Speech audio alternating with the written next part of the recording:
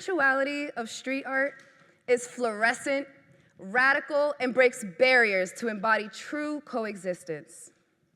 To most people, it's art only made in the streets, outside of institutional walls, but for me, it is this sacred art practice that is made by, for, or in the streets, transforming any wall it touches through its rituals. I've been making art since forever to connect and heal and express. And once I found some of that magic, I started world building and imagining that I can step through these creative portals and connect to any street around the world. Let's soften our gaze just for a moment and picture this. It's 6:30 a.m. on an early summer day, and it's hazy, fresh, and quiet. The birds and pastel sunrise are waking up to meet you as you're walking up to this 30-foot tall wall in your neighborhood. This blank canvas is on the side of a local housing development, school, or your bodega maybe, and it's primed in your favorite color. Mine's usually pink. We step into the cage of one of those operational lifts and equip ourselves with a body harness, a box of spray paint, some good hot coffee, and the songs of nature immersing you further into the land. As the lift rises to overlook the city, you start teleporting right through your fingertips, driven through your hands and the clouds of pigment, stepping into something beyond yourself.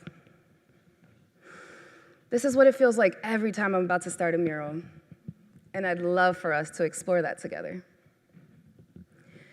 Being born in Roxbury to immigrant Latino Caribbean parents really filled my childhood with a lot of observations and questioning everything around me. It's so easy to notice that New England aesthetic, right? You know, the colonial foundation, brutalist architecture, and nautical design. And then even easier to notice the cultural differences from that in the neighborhoods I was actually from.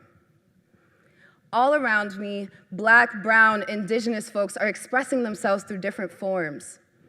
Music, fashion, dance, and this graffiti that I'd noticed in between shadowed streets. But it just wasn't the art that I was taught. It was art that they told me was wrong, weird, vandalism even, and I just couldn't understand that.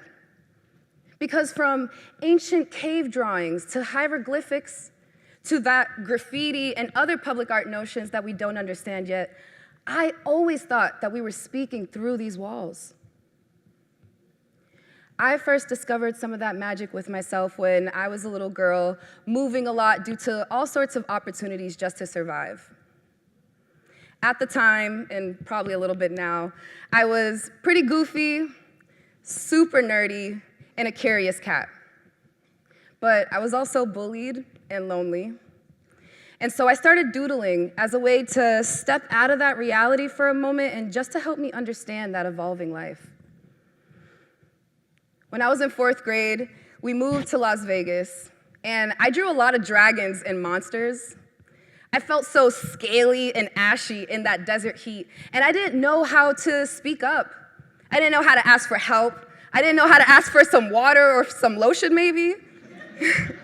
And that's when it clicked. I saw this deep interconnection between myself and the art, and I just wanted to keep shape-shifting into every new space that I'd meet. I'd draw on my homework, on my uniforms, the desk, and the bus even, just so I could speak my piece. Today, as an interdisciplinary street artist, I've been committed to experimenting between time and space, material, being, and fantasy with some ancestral energy. I began this career mostly painting the beauty of women. I love my weirder concepts, but there's this visceral reaction to my coming of age when I get to paint these larger-than-life characters adorned in color and sensuality and flavor.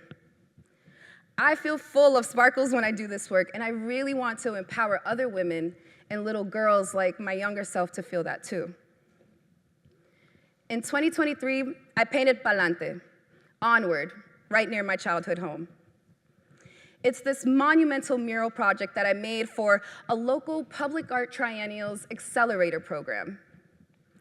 It's a program that supported my professional spine. It kind of feels like a grad school for the art kids that like to play outside a lot.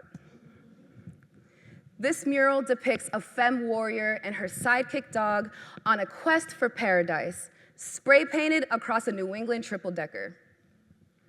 She's draped in a tropical palette, big fluffy curly hair, and a body costume fitted for agility, all while holding a flag to Kukala. Kukala is the first story world that I created to reflect my ideas of social justice, inclusivity, and celebration. As the world around me grows, so does Kukala, and it develops as this treasure map, bridging all the golden portals I've been able to create.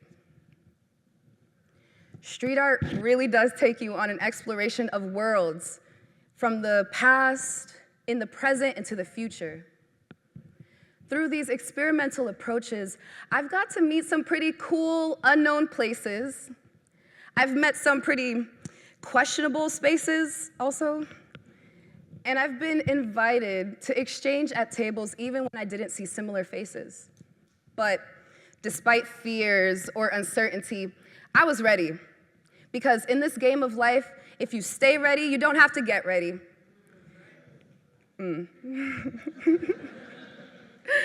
And so I stepped through their portals and sat at those tables.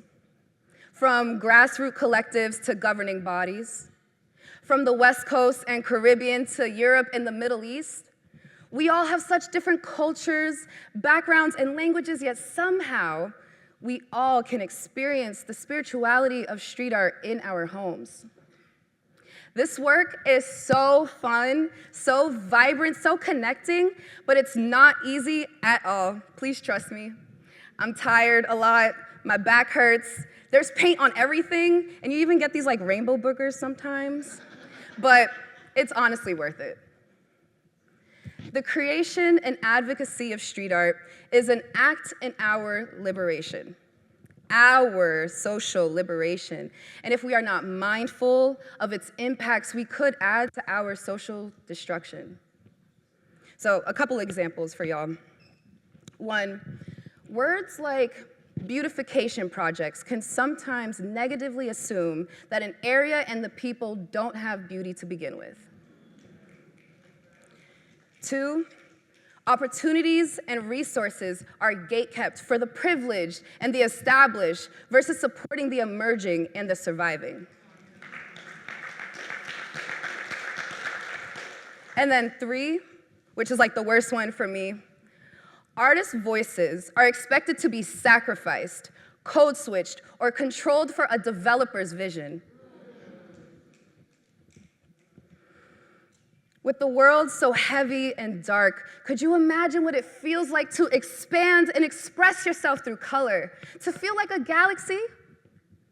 Now, could you imagine what it feels like to be void of pigment and of matter and of presence?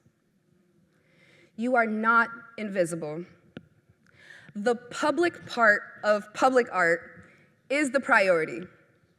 The streets of street art is the priority. That's all of us. And we are the leaders of this creative revolution, respectfully. So how can we start to tap into a little bit of that spirituality? Let's pause real quick. Let's take a deep breath.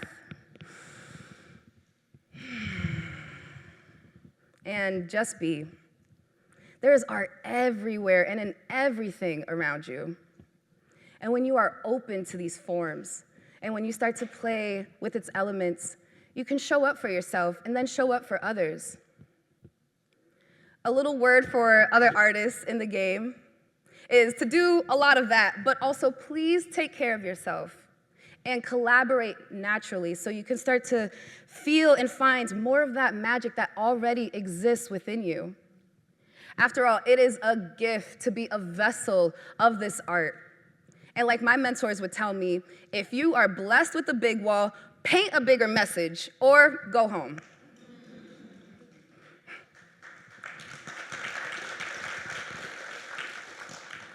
There is so much more to explore, to experience, to experiment with. And once we've tuned into ourselves, once we've painted with each other, once I've made the next 500-foot tall monument to reflect my ideas of global beauty, I know it'll just be another contribution to that idea of true coexistence. While I asked if you could soften your gaze and step into that lift with me earlier, I now invite you to sharpen it as you come down and step outside after today. Look for the spirit, the beauty, their stories, the possibilities, and look for those painted portals to step inside and imagine worlds inside you and beyond. Thank you so much, Roxbury.